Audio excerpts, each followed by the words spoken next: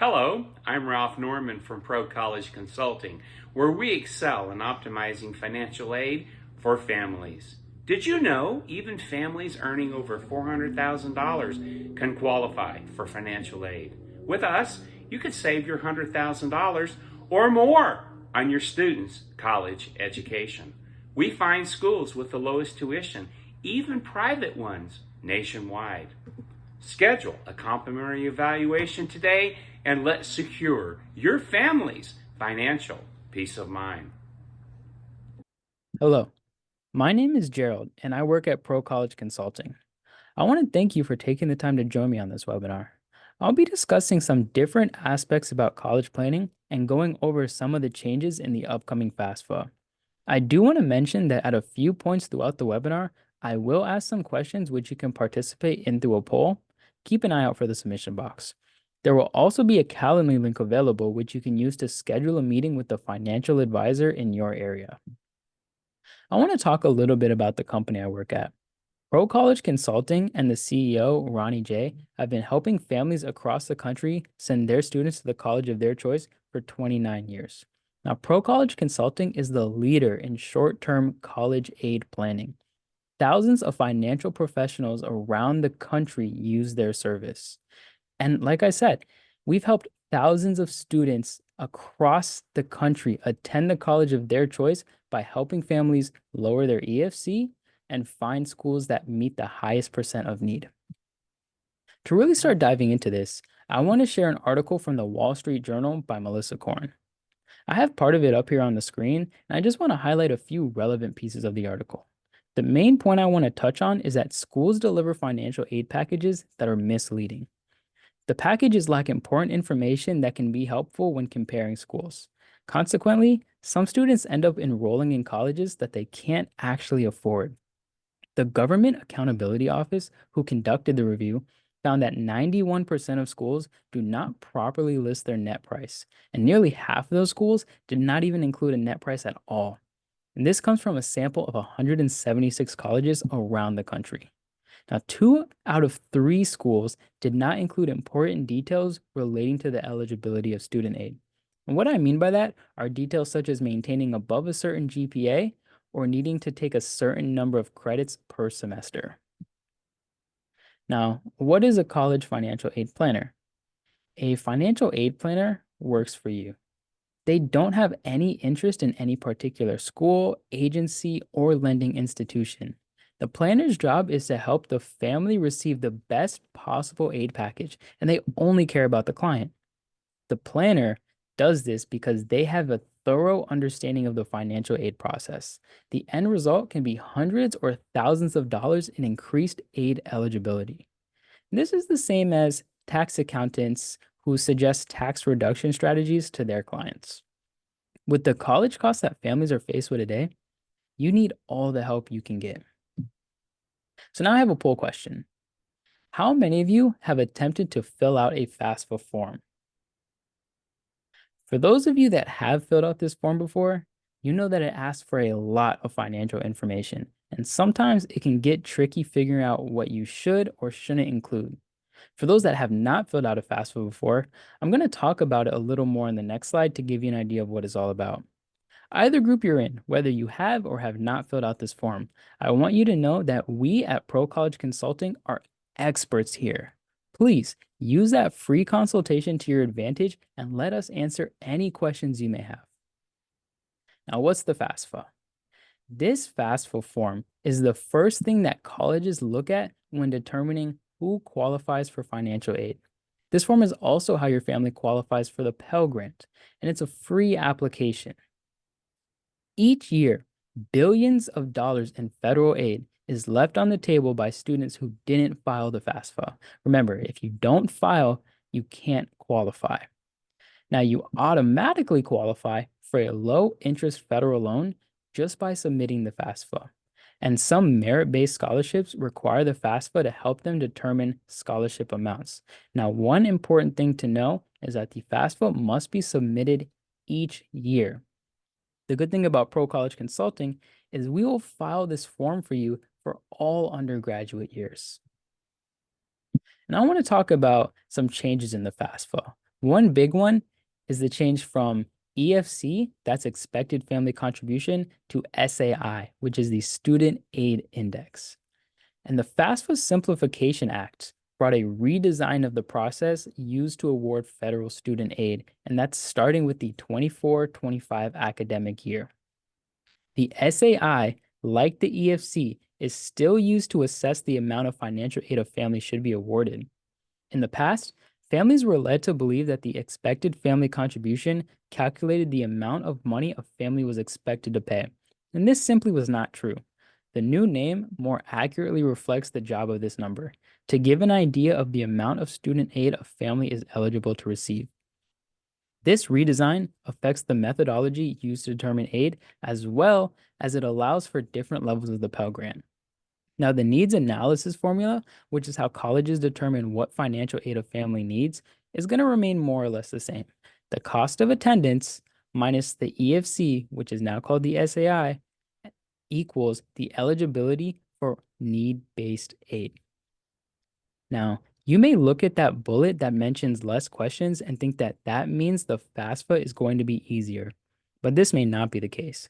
One thing to consider is that with less questions comes greater generalization and ambiguity. It may be even less clear exactly what financial information is actually being requested. Now I want to talk about the CSS profile. And this is known as the College Scholarship Service Profile, and it's done through the College Board. Colleges use this form to help distribute aid from sources such as endowment funds. The profile becomes available starting October 1st, and each school has its own deadline to submit the form. Colleges that use the CSS profile require more information than what the FAFSA asks. This is so the school's financial aid office can have a better idea of a family's financial situation. And two student CSS profiles may have some differences, although there will be a lot of overlap. This is because each college has their own formula to decide how much money to award. In addition to a school's regular deadline, there are also early decision and early action deadlines depending on the school. Filing within this early decision period gives the greatest chance of receiving maximum potential aid, and it's important to file early to maximize that financial aid. So now I want to talk about the cost of attendance of some schools. The cost of college increases every year, and that's why it's important to take advantage of a financial aid planner to maximize the amount of financial aid that you can receive. It's expensive no matter where you attend. Books, room and board, living expenses all add up. 4 years of college can easily total over $100,000. But with the right planning, even a private 4-year college can cost the same or even less than a public college. It's not impossible to get Stanford's price to look a little more like Michigan State, but you have to know the tricks and you have to make the plan. Don't see your school here? No worries. During the one-on-one consultation, we can help you determine the sticker price of a school that your student is interested in. So please take advantage of that free one-on-one consultation using the Calendly link or the phone number or email. So now I want to talk about the families that don't know the tricks and don't make the plan. Parents that dive in with no plan for paying for college end up overpaying for all the costs associated with college. This results in families taking on too much debt, ultimately reaching into their savings, and this can eventually ruin retirement plans. Parents who do not earn all the financial aid they qualify for end up dealing with additional stress from this looming money sink. When you're paying $30,000 a semester, time flies by fast. Before you know it, you're paying another $30,000. Now, all of this is completely avoidable, but only if you look in the right places and take all the steps needed to secure college funding. So I want to talk about a couple more mistakes that really cost families. Many families forego filing the FAFSA at all because they believe they make too much. And this could not be further from the truth. Parents do not give themselves a chance to get financial aid money, and they disqualify themselves from the start. By doing that, not only do you not receive money, but you're leaving more money on the table for schools to give out to other students. Remember, you automatically qualify for a low-interest federal loan when you file the FAFSA. Parents and students may not realize that they need to file a separate financial aid form, and that's that CSS profile, and that's for the students' selected schools. Even if the FAFSA was completed, the schools that require the CSS profile, if that's not submitted, they cannot provide any financial aid. Another mistake that families make is waiting until the last minute. If you don't file early, the chances that your student will get all the aid they qualify for drops dramatically. Waiting until later to submit the financial aid forms guarantees that the schools are going to have less money to award. And even if your family would qualify for full tuition coverage, if the financial aid forms are filed too late, you may not receive any money. Now, there's three types of deadlines. There's the college deadlines, and these are important when you're applying for aid from a college, and these deadlines vary by school. Those are things like the early action and early decision deadlines I mentioned earlier. There's state deadlines. This is important when you're applying for aid from your state. And lastly, there's a federal deadline, which is June 30th, but we don't recommend waiting that long because, again, you want to file early. It's best practice to submit before your earliest college's deadline. On the FAFSA, there are some types of assets that are not included, and this is things like your primary home. Many parents make the mistake of adding the value of these protected assets, which lowers the amount of aid their student will qualify for. And finally, one of the biggest mistakes is not negotiating low financial aid packages. We know exactly how much you should be awarded, and Pro College Consulting makes sure that you don't make these mistakes. Let's talk about how to get more need-based aid for college. It's a two-step process. The first step is lower your EFC. This helps you qualify for more financial aid awards like the Pell Grant. And this is done by moving your assets and protecting them so they're not counted on the FAFSA. This is the job of the financial advisor because they know exactly what assets need to be protected. The second step is selecting schools that offer larger financial aid packages. Some schools, like Johns Hopkins, will cover 100% of a family's need, but many schools cover somewhere between 60% to 85%. I want to talk about who is eligible for financial aid. There are some common misconceptions, one of them being that parents think that their income is too high. Another one, they think that scholarships only come from merit. Some say if my child does not qualify for need-based aid, there's no hope.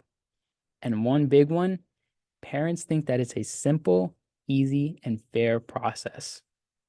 In reality, families that make upwards of $400,000 a year can receive financial aid from many sources.